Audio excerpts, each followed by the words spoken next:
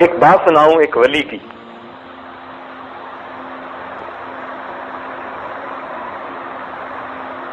حضرت مولانا احمد علی لاہوری رحمۃ اللہ علیہ، آپ ان سے کچھ واقف ہیں یا نہیں؟ آج آپ کو تھوڑا واقف بنا دیں. سکھ گھرانے سے تھے، اسلام قبول کیا. اسلام قبول کر کے سارے رشتہ داروں نے ان کو دھکا دے دیا، جاؤ کوئی راستہ واسطہ نہیں، اللہ کے لیے سب کو چھوڑ دیا. دارالعلوم دیوبند میں آ گئے. حضرت شیخ الہند رحمۃ اللہ علیہ اس وقت استاد الحدیث تھے، شیخ الحدیث تھے. ان سے تعلیم حاصل کرنی شروع کری.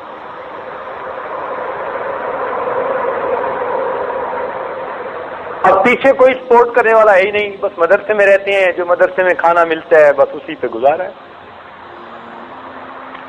یہ واقعہ حضرت مولانا احمد علی لاہوری رحمۃ اللہ علیہ نے میرے شیخ کو سنایا، اور میرے شیخ نے یہ واقعہ اس عاجز کو سنایا. اب یہ عاجز آپ کو نقل کر رہا ہے ذمہ داری کے ساتھ. حضرت لاہوری نے اپنا واقعہ کیوں سنایا؟ فرمانے لگے کہ میرے سسر بڑے سمجھدار بندے تھے، انہوں نے اس وقت مجھے پہچان لیا جبکہ احمد علی نہیں تھا، آج تو احمد علی ہے. یعنی یہ وہ دور تھا ان کا کہ جب اللہ نے ان کو کمال عطا کیا تھا. اولیاء میں بھی وہ امام الاولیاء کہے جاتے تھے، اور دنیا میں ان کا طوطی بولتا تھا. اس وقت کی بات ہے. ہمارے حضرت ملنے کے لیے گئے، کوئی بات تھی،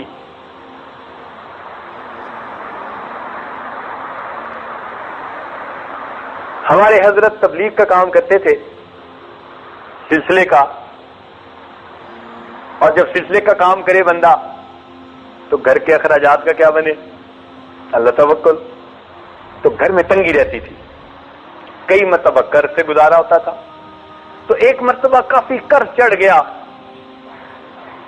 اور حضرت کافی پریشان ہو گئے. ہمارے حضرت مرشد عالم حضرت نے یہ واقعہ مجھے یہاں سے سنایا. اب بات آ گئی تو میں کیوں بخیل بنوں، بات بتا دیتا ہوں. تو حضرت اتنے پریشان ہوئے قرض کی وجہ سے کہ کچھ سمجھ میں نہ آیا. ان کے شیخ خواجہ عبد المالک صدیقی رحمۃ اللہ علیہ وہ انڈیا کے دورے پر گئے ہوئے تھے. اس وقت تو متحدہ ملک تھا، تو وہ ادھر دورے پر گئے ہوئے تھے. اور یہ حضرات اس طرح بے غرض ہو کے کام کرتے تھے کہ میرے سسر محترم حضرت صدیقی رحمۃ اللہ علیہ نے ایک مرتبہ 6 مہینے کا دورہ کیا، پاکستان اور انڈیا کے علاقوں کا 6 مہینے کا متواتر دورہ کیا. عید کے دن واپس آئے. اہلیہ محترمہ نے خوشی میں آ کر سیویاں بنائی، عید الفطر تھی تو سیویاں بنا کر حضرت کے پاس آئیں کہ حضرت آپ مجھے کچھ پیسے دیں، میں شکر منگوا لوں تاکہ جو سیویاں بنائی ہیں ان پر ڈال کر دوں. سمجھ لگے میرے پاس تو پیسے نہیں ہیں. کہ حضرت میں نے تو سیویاں بنائی. فرمایا اس پر نمک ڈال کے دے دو. 6 مہینے اللہ اللہ کا نام سکھانے کے بعد جب گھر آئے تو شکر کی بجائے نمک ڈال کر سیویاں کھا رہے تھے. اس طرح بے غرض ہو کر کام کرتے تھے، خالصتاً لوجہ اللہ، اللہ کی رضا کے لیے. لوگوں کی جیب پہ نظر نہیں ہوتی تھی، لوگوں کے دلوں پہ نظر ہوا کرتی تھی. تو چونکہ ہمارے مشائخ کا یہ طریق رہا تو ہمارے حضرت کا بھی یہی حساب تھا. اب قرض کی وجہ سے پریشانی، شیخ تھے نہیں تو کس کے پاس جاؤں. حضرت فرماتے ہیں کہ میں اپنے گھر سے چلا لاہور کہ مولانا احمد علی لاہوری رحمۃ اللہ علیہ کے پاس جاتا ہوں. راستے میں ایک جگہ ٹرین بدلنی تھی. حضرت فرماتے ہیں ریلوے اسٹیشن پہ بیٹھ کے میں اتنا رویا جیسے کوئی بچہ بلک کے رو رہا ہوتا ہے. اور رو یہ رہا تھا کہ اللہ میں تیرا نام سکھانے کے لیے سفر کرتا ہوں اور آخر گھر میں بیوی بچے یہ بھی ذمہ داریاں ہیں، تو میں کیا کروں. میں نہیں چاہتا کہ میں کاموں میں الجھ جاؤں اور تیرے یہ دین کا کام یا تیرے جو ہے بندوں کو تجھ سے ملانے کا کام چھوڑ دوں. اب تو ہی کوئی راستہ دکھا مجھے. کہنے کہ میں خوب رویا. رو کے جب میں لاہور پہنچا تو حضرت مولانا احمد علی لاہوری رحمۃ اللہ علیہ حلقہ میں بیٹھے ہوئے تھے، لوگ تھے، علماء بہت ان کے پاس حاضر ہوتے تھے۔ کہتے ہیں میں بھی غمزدہ طبیعت کے ساتھ ایک جگہ جا کر بیٹھ گیا، حضرت بات کرتے رہے، بات کرتے کرتے جب بات مکمل ہو گئی اور لوگ چلے گئے تو میں تو بیٹھا رہا۔ تو کہتے ہیں کہ حضرت اس طرح طیات میں بیٹھے تھے، ایسے گھسٹتے گھسٹتے حضرت میرے بالکل قریب آ گئے، اور جیسے دو بندے سرگوشیاں کرتے ہیں نا، ایسے انہوں نے اب خود کہنا شروع کر دیا کہ جو حال آپ کے اوپر ہے ایک وقت میرے اوپر بھی یہی حال تھا۔ یہ فرمایا کہ جو حال آپ کے اوپر ہے ایک وقت میرے اوپر بھی یہی حال تھا، میرے حال بھی بدل گئے، اللہ نے اچھے دن بھیج دیے، تمہارا حال بھی بدل جائے گا، اللہ اچھے حالات بھیج دیں گے۔ اور پھر دل لگی کی خاطر حضرت نے اپنا واقعہ سنایا جو اب میں نے یہاں سے شروع کیا تھا، کہ فرمانے لگے کہ میرے سسر بڑے سمجھدار تھے، انہوں نے مجھے اس وقت پہچان لیا تھا جبکہ احمد علی نہیں تھا، اور آج تو احمد علی ہے۔ سبحان اللہ، تحدیث نعمت کے طور پر کہہ رہے تھے۔ پھر فرمانے لگے کہ میں دارالعلوم دیوبند میں پڑھتا تھا، میرے سسر سیالکوٹ کے رہنے والے تھے، ان کو گھر سے اطلاع ملی کہ بیٹی جوان ہو گئی، تو کوئی مناسب رشتہ ہونا چاہیے۔ تو میرے سسر ایسے تھے کہ بچی کے رشتے کے لیے انہوں نے مدارس کا دورہ کیا، لوگ تاجروں کی طرف جاتے اور وہ کدھر جا رہے ہیں؟ مدارس کا دورہ کر رہے ہیں اپنی بیٹی کے لیے کوئی مناسب رشتہ ڈھونڈنے کے لیے۔ کہنے لگے مختلف مدارس سے ہوتے ہوتے بالآخر وہ دارالعلوم دیوبند پہنچے۔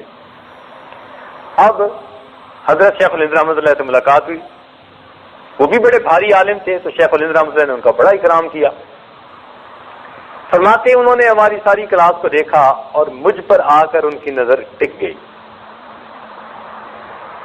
کپڑے میرے میلے کچیلے بوسیدہ سے تھے، اور میں پیچھے خاندان سے کٹا ہوا تھا، میرے پاس خرچے کا کچھ ہوتا نہیں تھا، اور مدرسے ہی کا کھانا کھاتا تھا، مدرسے میں ہی رہتا تھا۔ کہنے لگا انہوں نے شیخ الہند رحمۃ اللہ سے پوچھا کہ یہ بچہ شادی شدہ ہے؟ ان کا ہے تو نہیں۔ کہنے لگے اس سے پوچھیں اگر یہ شادی کرنا چاہتا ہے، میں بیٹی سے اجازت لے کے آیا ہوں، میں اپنی بیٹی کا اس سے نکاح کر دیتا ہوں۔ شیخ الہند رحمۃ اللہ نے فرمایا اچھا میں اس سے پوچھتا ہوں۔ چنانچہ شیخ الہند رحمۃ اللہ نے مجھے بلایا اور بلا کر کہا کہ بھائی تو شادی کرنا چاہتا ہے؟ میں نے کہا حضرت ضرورت بھی ہے، سنت بھی ہے، اور مجھے تو رشتہ داروں میں سے کوئی رشتہ دے گا نہیں، میں مسلمان ہو چکا، وہ چھوٹ چکے، بے سہارا ہوں، اکیلا ہوں۔ حضرت نے فرمایا بھائی اگر کوئی تیار ہو تو تم کرنے کے لیے تیار ہو یا نہیں؟ میں نے کہا حضرت میں بالکل تیار ہوں۔ فرمان لگے اچھا۔ چنانچہ میرے سسر نے کہا کہ کل عصر کی نماز کے بعد اس بچے کا میں اپنی بیٹی سے نکاح کر دوں گا۔ کہنے لگے جب مجھے خبر ملی تو میں تو پھر دلیہ اچھلنے لگا۔ میں نے آ کر اپنے دوستوں کو بتایا کہ بھائی میرا تو کل عصر کے بعد نکاح ہے۔ اب طلباء جناب رات کو تکرار کے بعد کمرے میں اکٹھے ہو گئے، اور ماشاء اللہ اس وقت طلباء کی باتیں میں چھیڑتا نہیں، کم از کم 1 گھنٹہ سنا سکتا ہوں۔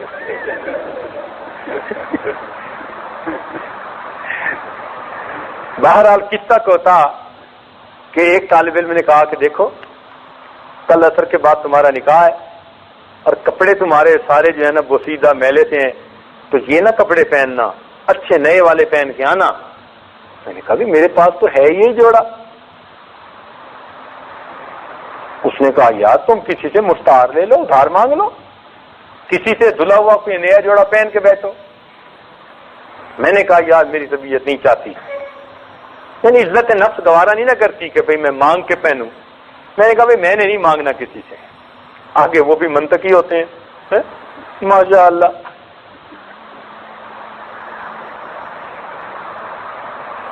انہوں نے بھی عیسیٰ غوجی پڑھی ہوتی ہے، مرکات پڑھی ہوتی ہے، شرح تہذیب پڑھی ہوتی ہے۔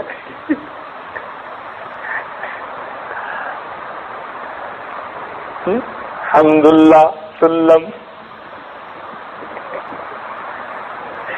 تو کہنے لگے، اس نے آگے سے کہا کہ اچھا اگر آپ ادھار نہیں لے کے پہننا چاہتے تو میاں انہی کپڑوں کو دھو کے تو کم کل پہن سکتے ہو نا. میں نے کہا میں دھو کے تو پہن سکتا ہوں. پنجابی کے الفاظ ہیں, کہنے لگے میرے بھیڑ کد پہ, یہ حضرت کے الفاظ ہیں, یعنی میری بدبختی آ گئی کہ میں نے اس دوست کا مشورہ قبول کر لیا. اگلے دن سبق سے فارغ ہو کے میں نے کپڑوں کو دھو دیا. سردی کا موسم اور اوپر سے بادل, اور میں کپڑے دھو چکا, دھوتی باندھی ہوئی, اور کپڑے خشک نہیں ہو رہے, اور عصر کا وقت قریب ہو گیا. کہنے لگے میں مسجد کے پیچھے جا کر اب اپنے کپڑوں کو لہرا رہا ہوں اور دعائیں مانگ رہا ہوں, اللہ ان کو خشک فرما دے. سبحان اللہ. کہنے لگے کپڑوں نے نہ خشک ہونا تھا نہ وہ خشک ہوئے, عصر کی اذان ہو گئی, اور میں نے دھوتی کی بجائے گیلے کپڑے پہنے سردی کے موسم میں, اور گیلے کپڑے پہن کے مجمع میں آگے بیٹھ گیا. اب دولہے پہ تو سب کی نظر ہوتی ہے. اب جو دیکھے سردی کے موسم میں دولہے نے گیلے کپڑے پہنے ہوئے. فرمانے لگے کہ میرے سسر کو اللہ نے سونے کا دل دیا تھا کہ انہوں نے بھی میری طرف دیکھا کہ کل یہی کپڑے میلے تھے, آج یہی کپڑے گیلے ہیں. معلوم ہوا بچے کے پاس کوئی دوسرا جوڑا بھی پہننے کے لیے نہیں ہے. اس کے باوجود انہوں نے بیٹی کا نکاح میرے ساتھ کر دیا. اللہ اکبر. کہنے لگے جب نکاح ہو گیا پھر دور حدیث سے فراغت ہو گئی تو میں اپنی بیوی کو لے کے آ گیا. وہیں دارالعلوم دیوبند میں ہی رہا کچھ عرصہ استادوں کے پاس. فرمانے لگے ابتدائی دنوں میں کبھی کھانا ملتا اور کبھی کھانا نہ ملتا, ایسا ہی صاحب ہوتا ہے. تو جب کھانا نہ ملتا تو بیوی مجھے صرف اتنا کہتی کہ جی آپ کسی درخت سے پتے ہی لے کے آ جائیں.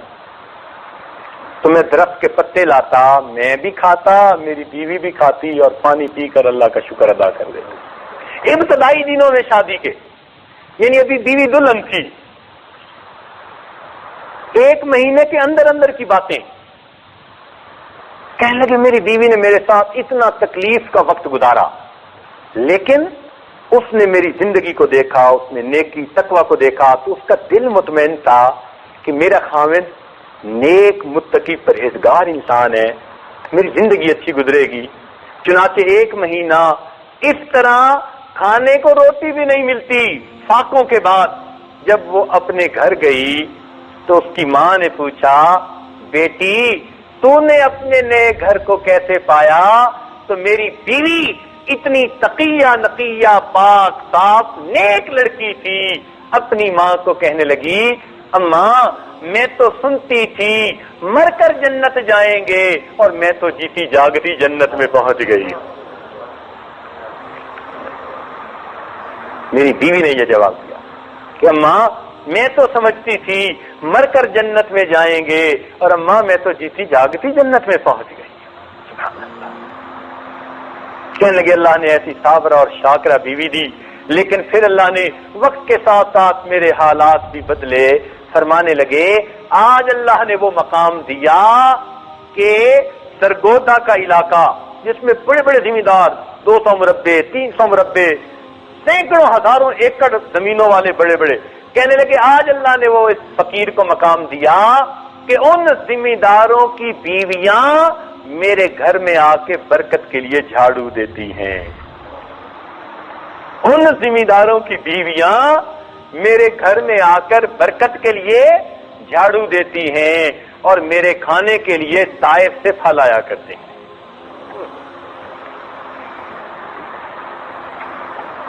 سبحان اللہ. دیکھا یہ اللہ تعالیٰ عزتیں دیتے ہیں کہ جس کا دنیا میں کوئی نہیں تھا, سارے خاندان نے اسے چھوڑ دیا تھا, پھر اللہ تو اس کا اپنا تھا نا, پھر اللہ نے دیکھو کیسے عزتیں دی. چنانچہ ان کی درس تفسیر بڑا مشہور تھا, بڑا معروف تھا. سبحان اللہ. بہت کثیر البکا تھے, روتے تھے. چنانچہ ان کی وفات کے بعد ان کے خلفاء میں سے کسی نے ان کو خواب میں دیکھا. پوچھا حضرت آگے کیا بنا؟ فرمانے لگے کہ اللہ رب العزت کے حضور پیشی ہوئی. اللہ تعالیٰ نے فرمایا احمد علی تو مجھ سے اتنا کیوں ڈرتا تھا؟ تو کہنے لگے یہ سن کے میں تو کانپ اٹھا، میں تو ڈر گیا کہ مجھ سے تو پوچھا جا رہا ہے۔ جب میں کانپ اٹھا اور ڈر گیا تو مجھے اللہ تعالیٰ نے فرمایا احمد علی تو آج بھی مجھ سے ڈر رہا ہے، آج تو تیرے اکرام کا دن ہے، تو نے اتنی اچھی زندگی گزاری کہ ہم نے تجھے بھی معاف کر دیا، اور جس قبرستان میں تجھے دفن کیا تمام موتا کی ہم نے مغفرت فرما دی، ہم نے اس قبرستان کے بھی تمام موتا کی مغفرت فرما دی۔ اس لیے جب ان کو دفن کیا گیا تو 40 دن تک ان کی قبر سے خوشبو آتی تھی، لوگ مٹی اٹھا اٹھا کے لے جاتے تھے، بالآخر وہاں پہرا لگانا پڑا کہ کوئی بندہ مٹی اٹھا کے نہ لے جائے۔ لوگ حیران ہوتے ہیں، کہتے ہیں جی قبر سے مٹی سے خوشبو کیسے؟ بھئی آپ حیران ہوتے پھرے، ہمیں کوئی حیرانی نہیں ہے، اس لیے کہ وہ تو پھول کی مانند تھے، وہ تو پھول کی مانند تھے، جمال ہم نشیں در من اثر کرد وگر نہ من ہما خاکم کے ہستم۔ ارے وہ تو مٹی تھی، اس پھول کو دفن کر دیا گیا تھا، پھول کی خوشبو نے مٹی کو بھی خوشبودار بنا دیا۔ تو یہ حضرت مولانا احمد علی لاہوری رحمۃ اللہ علیہ، ایک بات ان کی اور سن لیجئے، پھر اصل جو بات کہنا چاہتا تھا تاکہ آپ کو تعارف ہو جائے۔ فرماتے تھے کہ میں ایک دفعہ لاہور کے بازار میں جا رہا تھا تو مجھے ایک مجذوب ملے۔ مجذوب کچھ لوگ ہوتے ہیں جو مغلوب الحال ہوتے ہیں، یعنی اپنے حال میں مست ہوتے ہیں، ہمیں ان سے واسطہ کوئی نہیں ہوتا، لیکن کئی دفعہ اللہ والوں سے ہو جاتی ہیں ان کی باتیں۔ فرماتے ہیں کہ وہ مجذوب ملے، میں نے انہیں سلام کیا، انہوں نے جواب دیا اور جواب دے کر پوچھا احمد علی انسان کہاں بستے ہیں؟ بھرے بازار میں۔ فرمانے لگے احمد علی انسان کہاں بستے ہیں؟ کہنے لگے میں نے کہا حضرت یہ سب انسان ہی تو ہیں، بھری ہوئی تھی مخلوق۔ فرمانے لگے جب میں نے کہا کہ یہ سب انسان ہی تو ہیں، انہوں نے بڑے تعجب کی ایک نظر لوگوں کے چہرے پر ڈالی۔ کہنے لگے ان کی توجہ کی یہ تاثیر تھی کہ جب میں نے دیکھا تو مجھے ان میں سے کئی بندے کتے، بلے، خنزیر کی شکل کے نظر آئے، جانور کی شکل نے نظر آئے، جانور پھر رہے ہیں۔ کہنے لگے میری جب کیفیت ذرا ٹھیک ہوئی، میں نے دیکھا وہ تو جا چکے تھے۔ حضرت یہ واقعہ اپنے درس قرآن میں سنا کر پھر ایک عجیب شعر خود بنایا تھا، وہ فرمایا کرتے تھے، فرماتے تھے مالک تو سب کا ایک، کیا فرماتے تھے؟ ذرا اونچا بولیے، یاد کرنے والی بات ہے۔ فرماتے تھے مالک تو سب کا ایک، مالک کا کوئی ایک، مالک تو سب کا ایک، مالک کا سبحان اللہ، مالک تو سب کا ایک اور مالک کا کوئی ایک، ہزاروں میں نہ ملے گا لاکھوں میں تو دیکھ، حال دل جس سے میں کہتا کوئی ایسا نہ ملا، بت کے بندے تو ملے اللہ کا بندہ نہ ملا۔ یقین کیجئے 100% اپنے آپ کو شریعت کے حوالے کرنے والے بہت تھوڑے نظر آتے ہیں۔ نیک لوگ ہیں، ہر جگہ ہیں، کوئی 90%، کوئی 95%، کوئی 96%، کوئی 98%، 1% کہیں نہ کہیں درمیان میں کوئی نہ کوئی پھڈا ضرور ہے۔ ادخلوا فی السلم کافۃ میں مستاق نظر نہیں آتے کہ جو سر کے بالوں سے لے کر پاؤں کے ناخنوں تک اپنے آپ کو اللہ کے حوالے کر چکے ہیں، نہ ان کی نظر میلی اٹھتی ہو، نہ ان کو غرض مرض ہو کسی غیر محرم سے، نہ ان کے دل میں کوئی ایسی بات ہو۔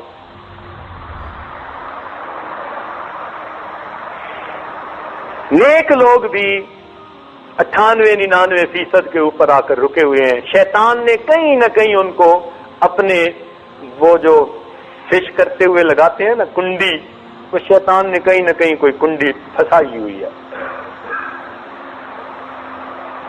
میرے دوستو ہمیں چاہیے کہ کہ وہ جو 2-4 گناہ ہماری زندگی میں باقی ہیں ان سے بھی توبہ کر کے معصیت سے خالی زندگی گزارنا شروع کر دیں۔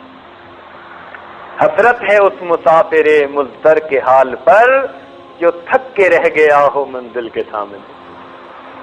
اتنا قریب پہنچ کر بھی اگر ہم نے 1-2 گناہوں کی وجہ سے اللہ کا قرب حاصل نہ کیا تو پھر ہم جیسا محروم کون ہوگا؟